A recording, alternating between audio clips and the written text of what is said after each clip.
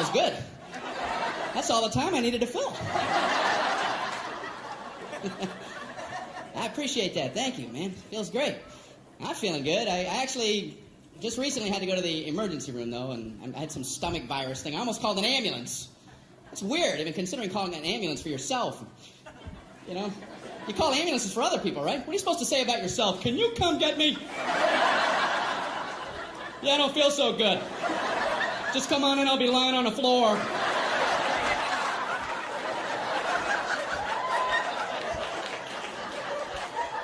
I'm just looking at the phone going, I don't know how to do this.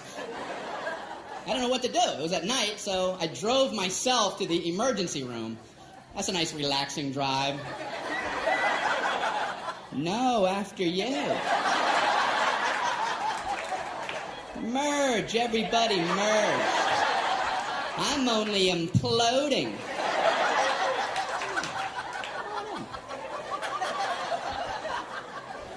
So I pull up at the entrance to the emergency room. No valet parking. I mean, if that's not the biggest oversight in our solar system.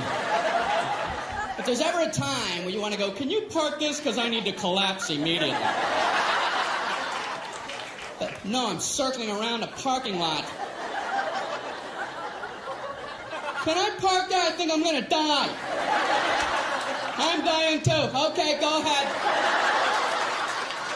Yeah, I'll go up a couple levels.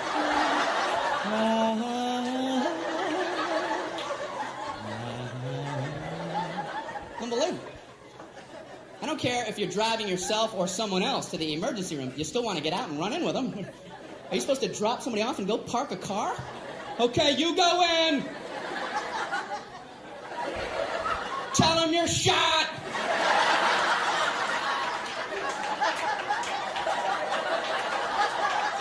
Ask them if they validate. Unbelievable.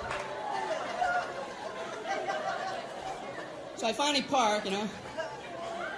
I go in to check in. They ask the most insulting question when you check into a hospital. What seems to be the problem? What seems? Well, it seems. It seems like everything on my inside wants to be on my outside. But I'm no doctor. What kind of condescending question? So they check me into my luxurious half room. There's a curtain down the middle with a mystery patient on the other side. And he's moaning over there. Thinking, man, they're never going to help me with him moaning like that. So I got to out-moan him, you know.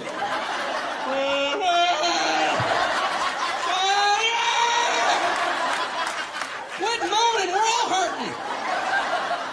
The whole floor is like a haunted choir. It's got to be hell to work in this environment. So I'm killing time writhing. Nurse finally comes in. How are you doing tonight? I'm on a gurney. You have a painkiller or something? This is killing me. So she goes, how would you describe your pain? It's killing me. I don't know if you remember that part. Ouch. What, are we playing that pyramid game? Excruciating. Horrific. Would rather have shards of glass in my eyes. How do I convey this to you? So she asks, how would you rate your pain? 4 stars. 2 enthusiastic thumbs up. She goes, how would you rate it on a scale of 1 to 10, with 10 being the worst? Well, you know, saying a low number isn't going to help you. Oh, I'm a 2. Maybe the high 1s. And you could give me a baby aspirin and cut it in half. And maybe a Flintstone vitamin and I'll be out of your hair. You can go 10 to all the 3s and 4s and such. If anyone's saying such ridiculous numbers. I couldn't bring myself to say 10, though, because I had heard the worst pain a human can endure is getting the femur bone cracked in half. And I don't know if that's true, But I thought, if it is, they have exclusive rights to 10. And now I'm thinking, what was I worried about? Is there like a femur ward at the hospital? They would have heard about me and hobbled into my room. Who the hell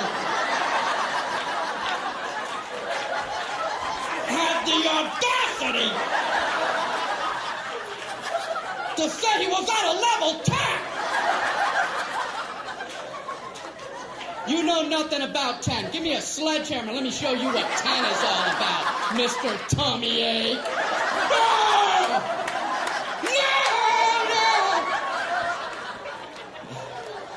I possibly say 10? I can't.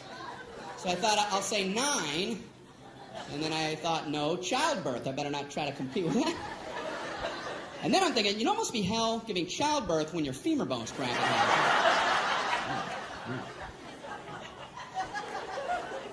So I said, I guess I'm an 8. She goes, oh, okay, I'll be back. I'm like, oh, I blew it, man. I ain't getting nothing with 8. But she surprised me. She comes in, she goes, the doctor told me to give you morphine immediately. And I'm like, morphine? That's what they gave the guy in Saving Private Ryan right before he died. I'm like, okay, I'm a 4. I'm a 0. I'm a negative 11. Morphine. So they gave me morphine. Wow. All I know is about 15 minutes later, just for the hell of it, I was like, I'm an 8 again. Guess who's an 8? And they finally checked me out. I'm walking down the hall going, say 8, say 8, say 8, say 8. Happy 8 day. Did you get some 8? Did you get any 8? What am I throwing? You can't throw a number. All right. Johnny Appleseed. Did you get any 8 over there? I don't understand my own visuals. All right. Up here throwing numbers around. I'm fine now, I think. I don't know. So they sent me to my regular doctor for a follow-up, and I was nervous going because my cholesterol. I knew it was going to be high because last year it was high, and I hadn't done anything different. What are the odds your cholesterol is going to plummet for no reason? Come on, 200, come on! 337, how can that be? I had Burger King coupons in my pocket. It's inexplicable.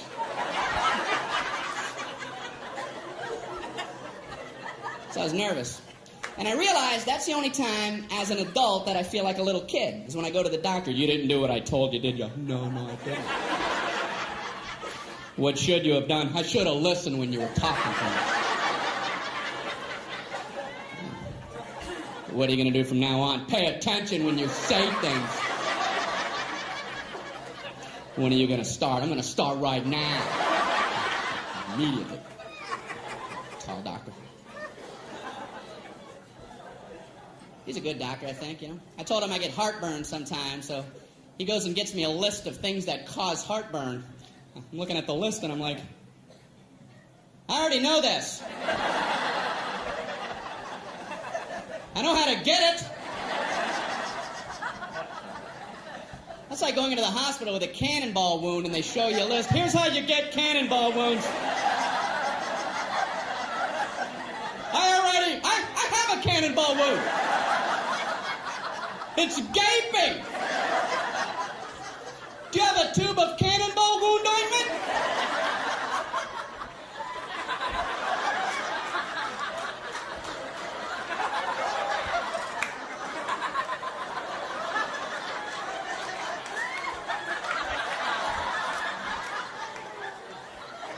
Number 1, do not stand directly in front of a cannon. How true that is.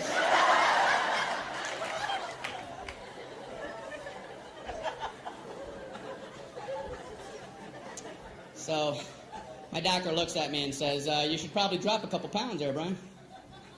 Thank you. Only your doctor has carte blanche on insults. He just insults you for a while, and then you pay him for the insults on the way out. Well, you should lose some weight, and those moles are looking pretty weird. All right, how much for that, Doc? When can we get together again? Big fat mole man walking out of your office. Thanks for the confidence boost. I'm off to the Macy's Day Parade. Grab a robe! What does he care? You're big and you're ugly. Next. He does care. Doctors are good people. That's why they avoid the word pain. It's a buzzword. They won't hit it a lot. They don't want to scare anybody. Doctors will tell you all about pressure. They'll tell you all about the pressure you're going to experience. If a doctor tells you you're about to feel some pressure, buckle up. In a moment, you're going to feel a little bit of pressure. The pressure hurt like hell! Pressure. All pain involves pressure. That's one of the definitions of pain. He could be swinging a 2x4 at your head. In a moment, you're going to feel a little bit of pressure.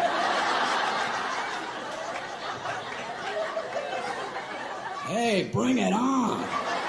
I'm good under pressure. I like pressure situations.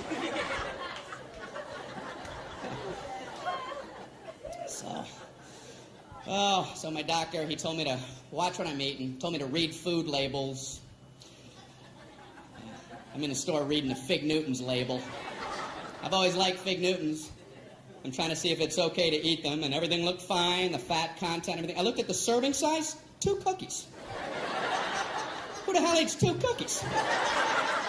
I eat Fig Newtons by the sleeve.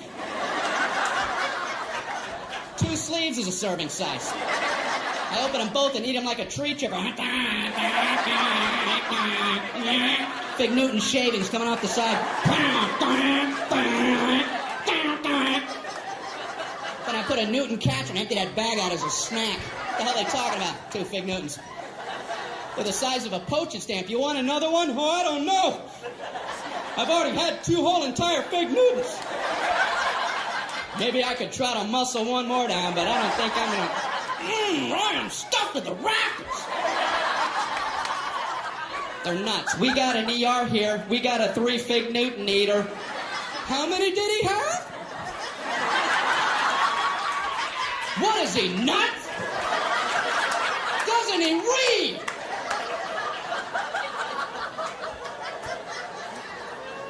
Who's coming up with serving sizes? A serving size of ice cream is a half a cup. What is that? What? Is that like a joke some guy put on there? Hey, come here. Look what I put for the serving size.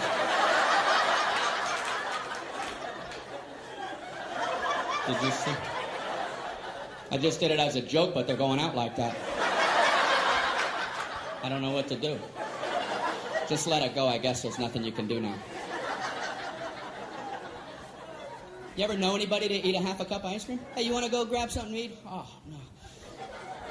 I had a half a cup of ice cream. Yeah, a whole half a cup. I just kept eating and eating and eating. I must have had 2 spoonfuls. I think a serving size of ice cream is when you hear the spoon hit the bottom of the container. You know? Clank, and you can't do this anymore. I even ripped the side. Not sure what they're talking about for the half a cup of ice cream. I have to lay off dairy, though. That's what my doctor threw in as I was leaving his office. Oh, and lay off dairy. I'm like, what the hell? What kind of blanket sweep is that? And no more happiness. Away with you. What does he care? I'm trying to lay off dairy. I'm in the supermarket with my little cart, and I'm trying to avoid the dairy aisle. I can see they all have party hats on over there.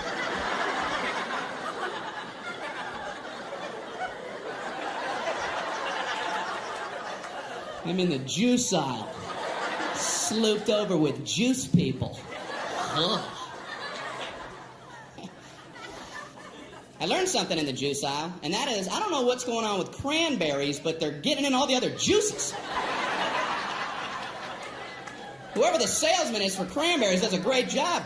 He's showing up everywhere. Hey, what do you got, apples? Put some cranberries in them. We'll call it cran apple. Go 50-50. What do you got, grapes? How about cran grape? What do you got, mangoes? Cran mango. What do you got, pork chops? Cran chops. Why don't you back off, cran man? Why don't you take your sales trophy and have a vacation? He's working too hard. He's making the other fruit guys feel bad, you know? Like the banana guy wakes up. Man, I ain't into nothing. Fran man's all coupled up. You gotta get cracking, Banana Man. You gotta get on a stick. My doctor also told me to, eat more fruit. So I had some Pop-Tarts this morning. Nice thin layer in there. You ever look at a Pop-Tarts box? They have directions on there. Can there be a simpler food item than Pop-Tarts? Like if the directions weren't on there, would somebody, what the? How do I get that goodness in me?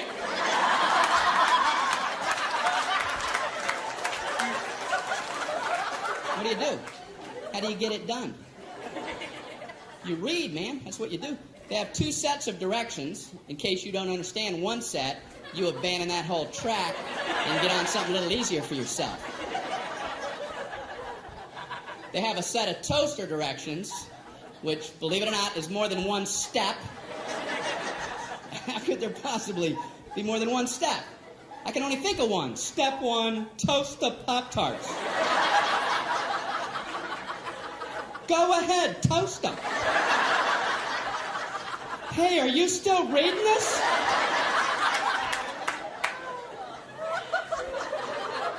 But they've managed to break them into smaller increments. These are some of the actual steps. I would love to be in the room watching somebody who has to consult these toaster steps. Okay, number 1, remove pastry from pouch.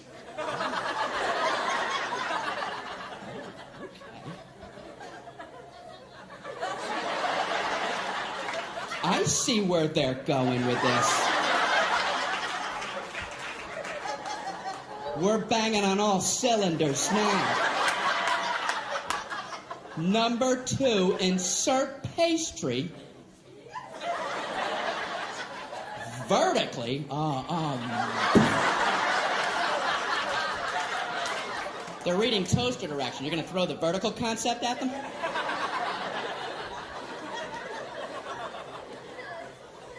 Then they have a whole set of microwave directions. That just blew me away that you could actually microwave a Pop-Tart. I mean, how long does it take to toast a Pop-Tart? A minute? If you want them dark? People don't have that kind of time. Listen, if you need to zap fry your Pop-Tarts before you head out the door, you might want to loosen up your schedule.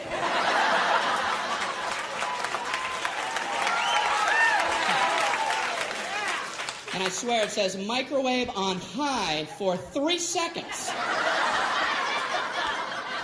I don't think I want to wake up and be eating in 3 seconds. The alarm goes off. Put him in ding. I gotta get out of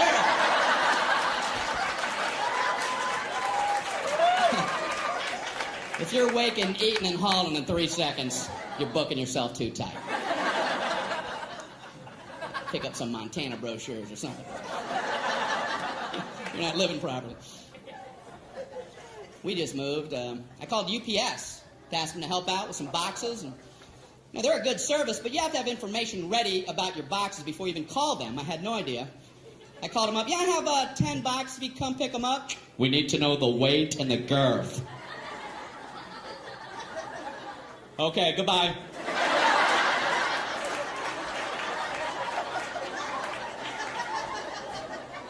So I called back, we need the weight and the girth. Okay, I don't know what the weight is, and, I don't know what girth means. So now what's the procedure? So this guy talks to me like I'm 4 years old. Well, do you have a bathroom scale?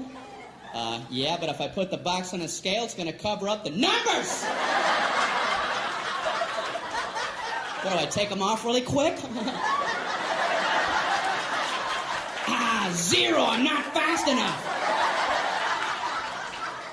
What's he talking about?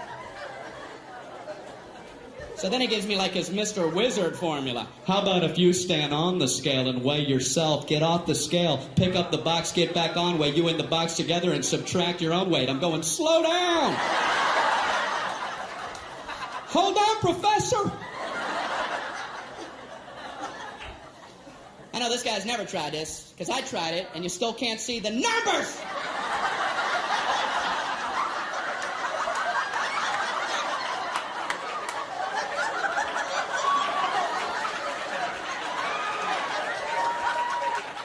What am I, Mr. Olympia?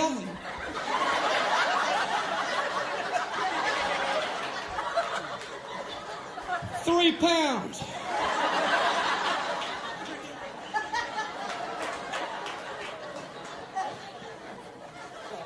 Then I had to hang up in the middle of his girth formula. He kept assuring me it was easy. You know, the girth is very simple to figure out. You take the length and you double that by the smaller of the height after you triangulate the hypotenuse from the third side. Okay, I gotta go. I'm getting another call. Yeah, I'm too stupid to talk to you. I just want to not be on with you any longer. So this is true. I figured I would call back and just make up some numbers, you know.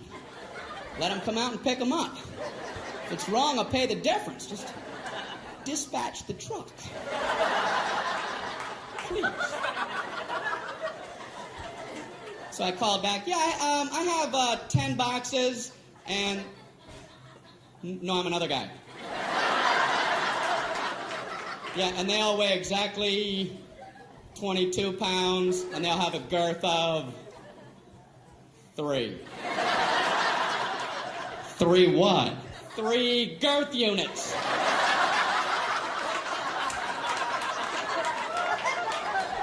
Come pick them up, please. I'm begging you. They're boxes, and they're brown, and they have tape all on them. And they probably fit on a dolly. Why must you torture me?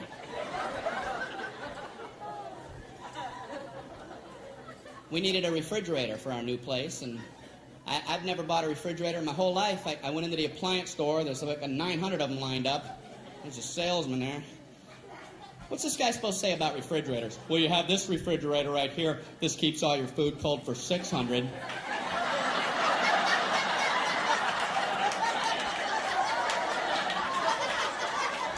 You've got this refrigerator. This keeps all your food cold for 800. Check this out. 1,400 keeps all your food cold.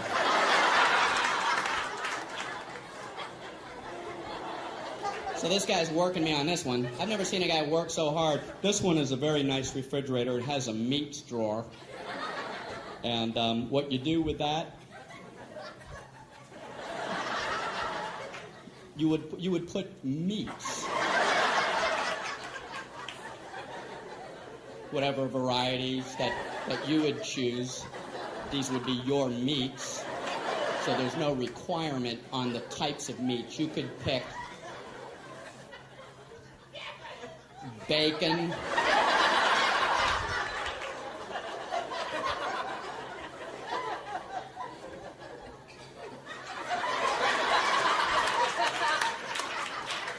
marbled meats. There's an endless selection. Endless.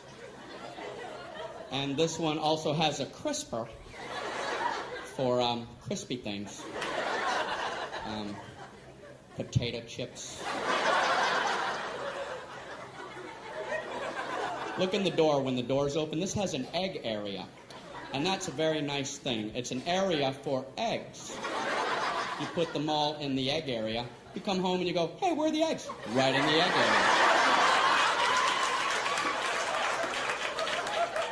And they're all written in cursive, and that's a real nice feature. That is a nice touch. We also had to get the phone turned on. I'm at my friend's house. I called the phone company. Can you turn on our telephone? Okay, it's going to be a problem. I figured. How? Why? It's just going to be a big nightmare. That's our policy. It's going to be a nightmare. Something about hell on earth.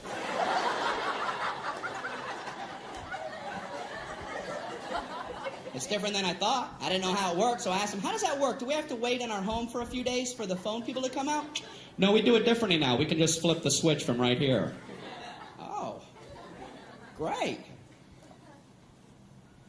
Can you go ahead and flip it? We're going to flip it next Thursday.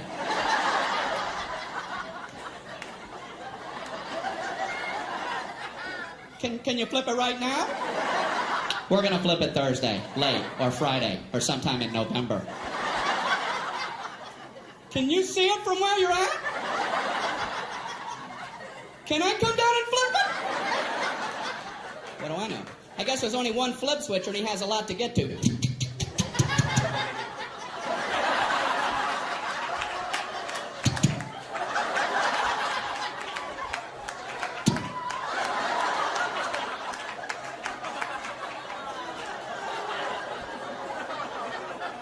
I assume they're tiny. Maybe they're big giant switches and they're really hard to flip, you know? Man, he's never going to get to my house. I want to go down here and cheer him on. Go, switch flipper, go! Flip them switches! Flip them good! Switch flipper!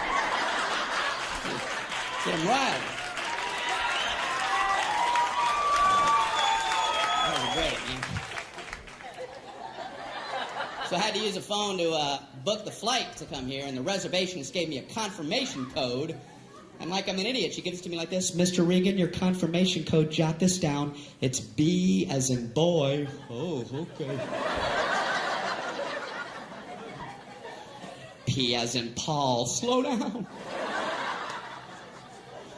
K as in kite. Oh, I know kite. I know all about kite. And Q as in quagmire. Give me another word. I want to fly so badly. I called back to confirm the flight. She wanted to know the confirmation code. I don't know about you, but I feel like an idiot trying to quickly come up with the words for letters and panicking on the phone. The confirmation code, it's B as in,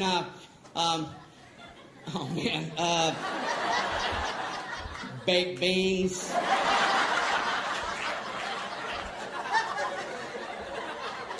P as in pneumonia.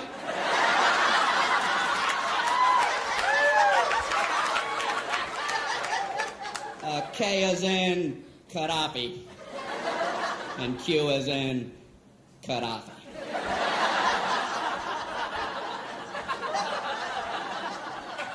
They only do that with letters. Nobody ever does that with numbers. My code, it's 4 as in 423.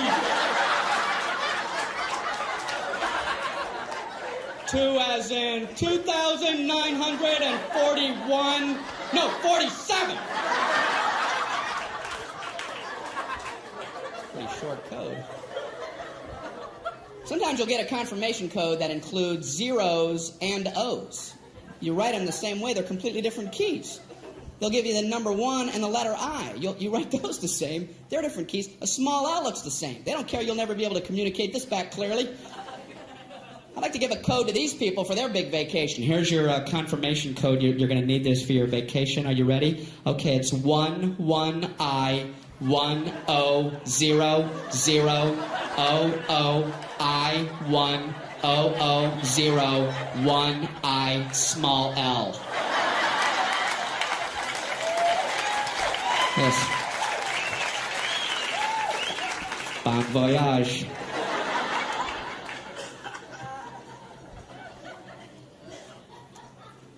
You know, I flew here. How come the first class people they can just get on whenever they want? I've always hated that. First class people, board at your leisure. Take your time, first class people. Coach people, no, wait, sit, scuzz. Wait, little piggies.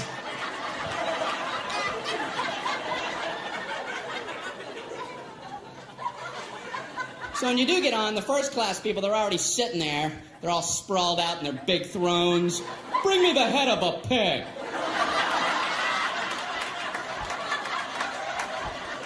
And a goblet of something cool and refreshing.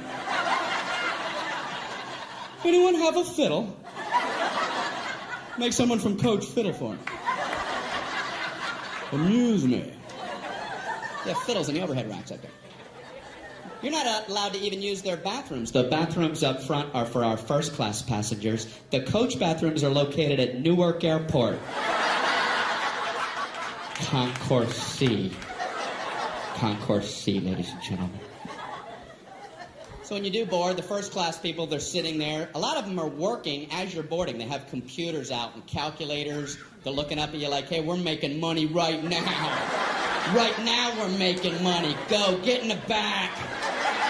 Close that curtain. I don't want to see it. Even in my peripheral. Snap it! Snap it shut! What's the matter with us? They gotta cover us up with a tarp. And you go in the back, everybody has coloring books on. Hey, come here! Where was you? Where was you at? You're in the middle, and there's 9 of us, and you're in the middle, and we have all the armrests, so you gotta sit like this.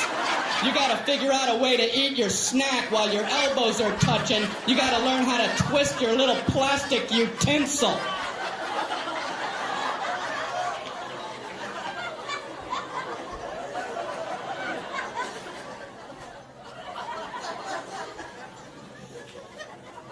I like to sit way in the back. Way in the back. Except for one thing, all the good meals run out, you know.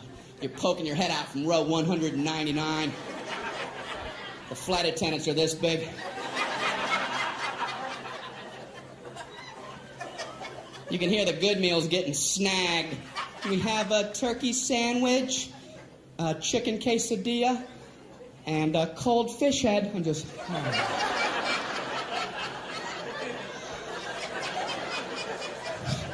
I wonder what I'm gonna get.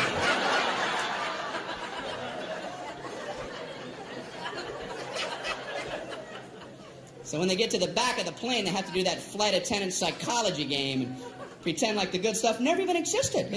It never even was. Would you like a nice cold fish head? They're frozen solid. Frozen head of fish. The eyeballs in there and the skeleton's coming out. It comes with a turnip and a spork. I was wishing you'd have one of them left, wishing upon a star.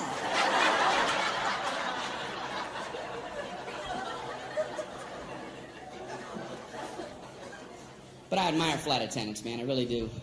They put up with a lot of garbage from people. Have you ever been sitting in your seat and you see somebody trying to fit something in the overhead rack that you know ain't going in there like in a million years?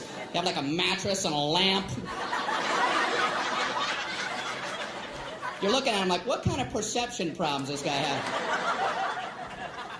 And the flight attendants are always nice. They always run up and act like it might maybe fit. You know, oh, I don't know if that's going to get up there. We can check it for you, you moron.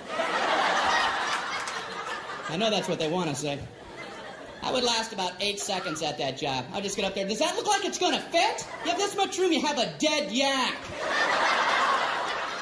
Are you okay? You don't see all these people jammed up waiting on you? You don't see any of that.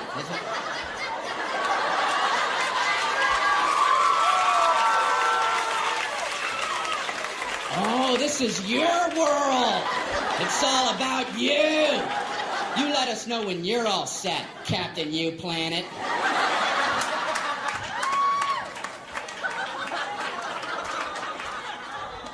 And I feel bad for the gate agents because they try to get the boarding process to run smoothly, but no one will listen to them. Don't blame them. They try, they get on the intercom. Ladies and gentlemen, we're about to begin boarding. If we could ask for your cooperation, would you all please remain seated until your row has been called? Everyone, please remain seated. Everyone, please back away from the gate. Please back away from the gate. Somehow, by the time that comes out the speakers, it must sound like, everybody up and rush the door. Everyone, immediately try to squish your fat butt simultaneously in the small gate door area. Hurry. Push and shove, everyone. Push and shove. Do whatever you have to get on board. This is the last helicopter out of Vietnam.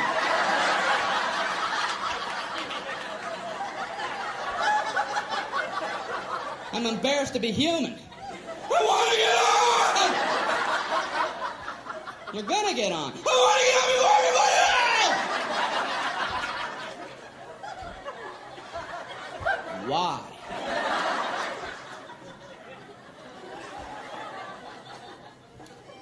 Human beings, man. I'm sure you've been at airports with the moving sidewalks.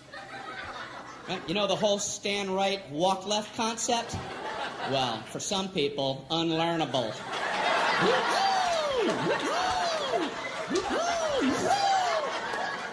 You ain't getting it in, no matter how much stimuli you offer. I've been on them where I don't understand how people don't see that that's the system. There's a big yellow dotted line going down the middle, and it's stenciled every 3 feet on the sidewalk. Stand, stand, stand, stand, walk, walk, walk, walk.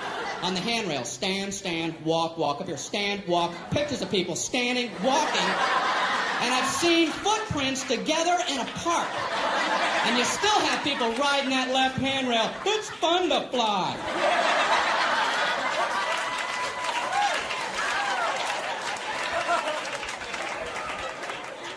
Watch them close, because they're the ones at the end of the moving sidewalk. Whoa. Something changed. Something changed.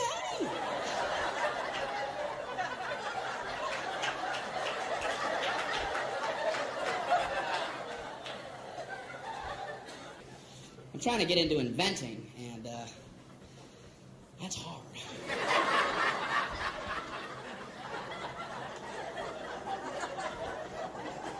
I know what I'm going to try to invent, you know. I don't know if I'm being overly ambitious, but I'm trying to invent an ironing board that when you open it, it doesn't sound like this.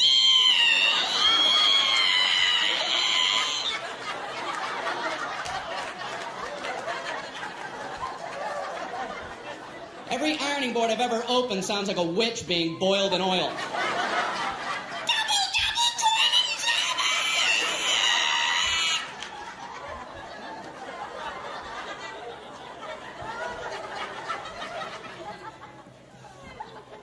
You ever just look at an ironing board? Can you imagine getting that approved in today's safety-conscious world? What did you want to get an approval on? I call it an ironing board. I want to have like a surfboard-shaped device about this high, and I want to support it with two thin crisscrossing poles so the center of gravity is precariously high. So the slightest nudge would be sure to topple it. Then I want to put a big hot metal thing on the top of that with water, the temperature of lava oozing out the sides and dripping off the board for burn wounds. I want one side to be a white-hot heat for scarring. I want the sheer weight to be able to cause blunt force trauma. And I want the whole thing to come to a point for puncture wounds. Ooh. I don't know. It seems a little unsafe for adults. I'm not finished. I want a cord coming down to get the toddlers involved.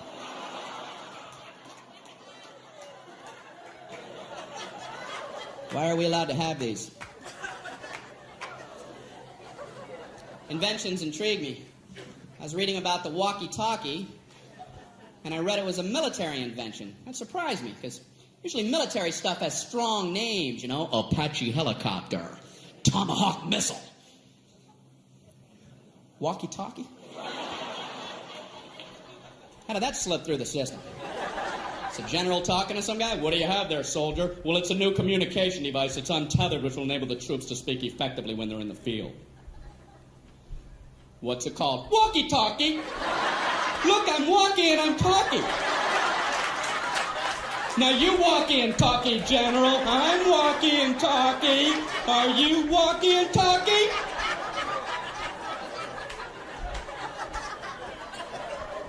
I like it, soldier. What's this explosive device? The whammy-kablammy. And this is the Rudy Tooty aim and shooty. Walkie-talkie.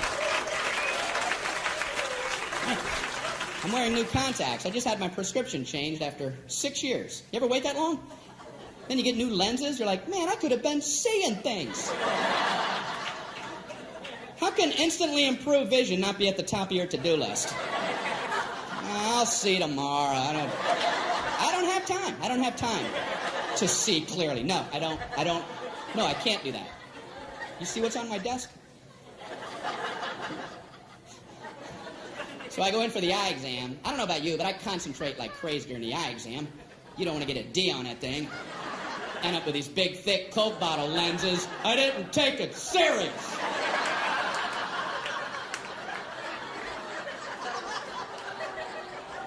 Are you still in here? I'm just seeing shadows and shapes.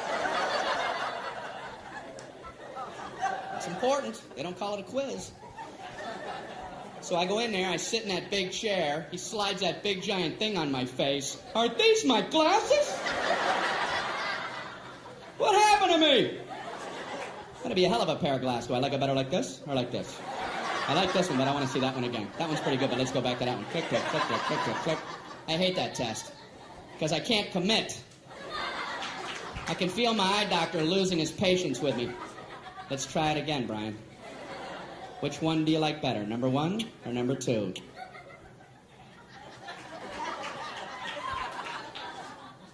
I don't like either one of those. Yeah, but that wasn't the question I asked, was it? I asked you which one you like better, and I was careful to phrase it that way. So why don't you keep that in mind while we try it yet again? Which one do you like better, number 1 or number 2? They're about the same. Well, why would I waste your time and mine by making them both the same?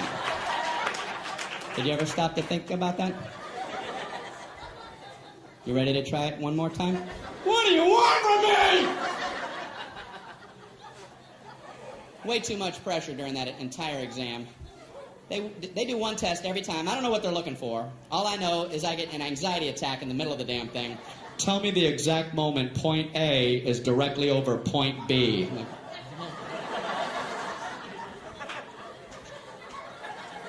Now!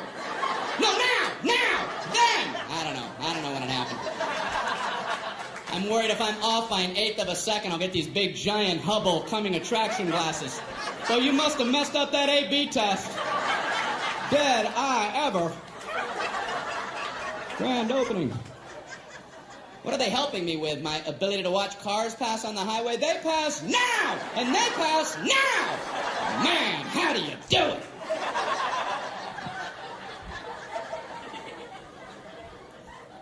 It's weird in the eye exam room. It's just him and me. It's dark in there. The door's closed. I feel strange when he pulls his chair up uncomfortably close to you.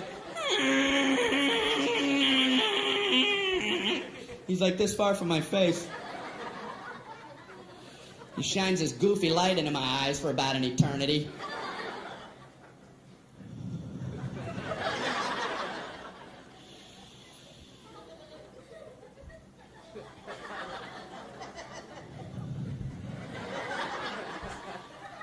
How you doing there? I'm a little uncomfortable. Can you back up a tad? Are you looking at my soul? You want a tic-tac? So he says, you know you have one eye set a little bit higher than your other eye? No.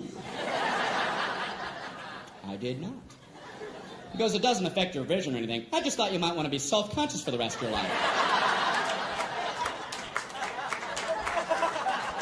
I went out to my car mirror. Am I some kind of monster? Is that a hump? I am not an animal. I am a man. What's the matter with him? Then he asked me, would you like to try trifocals? And I'm like, I must have been away a while, because I have no idea what you're talking about. He says, it's exactly what you would think. You can see at 3 different distances, depending on where you look through your lens. You can see close, medium, or far away. And I'm like, I can't even imagine getting used to that. There's a book, there's a plane, there's Alpha Centauri!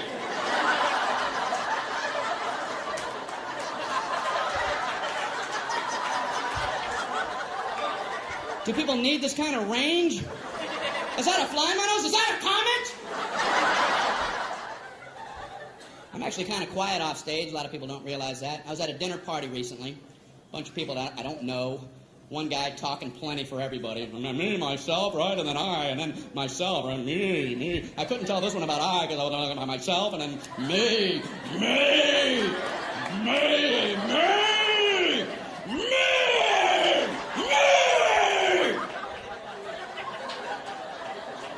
Beware the me monster. So I tried to jump in with a little story. I don't want to just sit there the whole night. Right when I'm done with my story, this guy goes, that ain't nothing. Oh, well, didn't mean to waste everybody's time. Telling my nothing story. Here, let Marco Polo speak. He's back with tales of adventure. My story ain't nothing. Maybe it wasn't, because I made the mistake of trying to tell a story about having only 2 wisdom teeth pulled, and I learned a lesson. Don't ever try to tell a 2 wisdom tooth story, because you ain't going nowhere. The 4 wisdom teeth people are going to parachute in and cut you off at the pass. Halt! Halt with your 2 wisdom tooth tale. You will never complete one, trust me. I'm trying to tell my story. You know, I had some wisdom teeth pulled. I had 4 pulled. Oh, okay.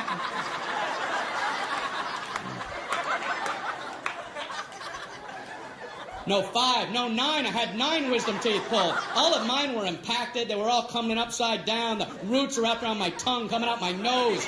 They were tusks. I was a warthog. No anesthesia. They pulled them out with pliers. I was eating corn on the cob that afternoon. Pin the blue ribbon upon his chest. That knocks the socks off of my wisdom tooth tail. Why do people need to top other people? I've never understood it, and I see it all the time. Obviously, people get something out of it. At best, people wait for your lips to stop. Yeah, as soon as... Okay, yeah, you, me! You, me! You see the difference? You see that? Now I do.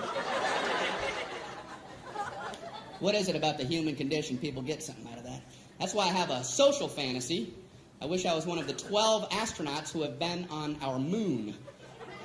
They must love knowing they can beat anybody's story whenever they want. They can sit back quietly at a dinner party while some other person, some me monster's doing his thing, and let him go. Let him run with the line while you be quiet. Oh, really? Let him have his moment. Yeah, I'm a big traveler. I have my business. I got my own global enterprise I got to check on. You know, driving in the Autobahn because I keep a fleet of sports cars over in Zurich, and I get this Swiss account that I got to check out. Mount Kilimanjaro expedition, might have to cancel that. You know, runways in Aspen are a lot shorter the first time you go in there. The Pacific Rim Company are going to try to take that over. Global enterprise.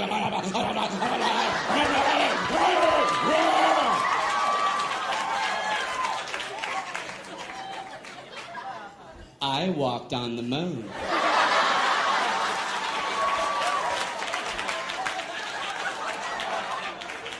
Well, you have the floor, Moonwalker. You know, you mentioned driving on the Autobahn. That reminded me. Once I was driving in the Sea of Tranquility. In my lunar rover. And I, too, was worried about our speed till I remembered, wait, we're the only ones on the moon. You guys are great. Thank you very much.